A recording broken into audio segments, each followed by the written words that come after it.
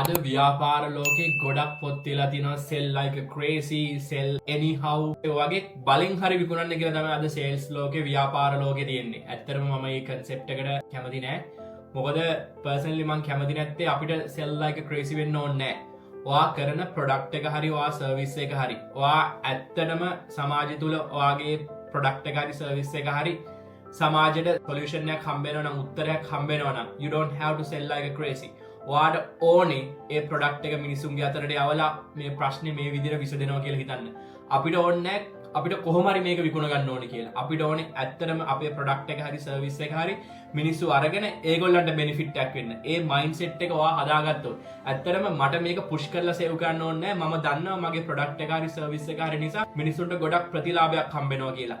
ඒ strategy එක ඔයා මිනිසුන්ට දෙන්න. ඔයා මිනිසුන්ට දෙන්න ඔයාගේ ඇත්ත ස්ට්‍රැටජි එක. ඔයාට ඕන මේ වගේ ප්‍රොඩක්ට් එකක් හරි සර්විස් එකක් හරි මේ වගේ ප්‍රතිලාභ දෙනවා. එහෙම කියලා ඔයාට මිනිසුන්ට අතරට යවන්න පුළුවන් නම් ඔයාට ඔයාගේ ප්‍රොඩක්ට් එක හරි සර්විස් එක හරි බොරි වෙන්න දෙයක් නැහැ සේල්ස් කරන්නේ කොහොමද කියන එක. මේ ස්ට්‍රැටජි එක පාවිච්චි කරොත් අනිවාර්යෙන් ඔයාට ඕනම දෙයක් විකුණ ගන්න පුළුවන්.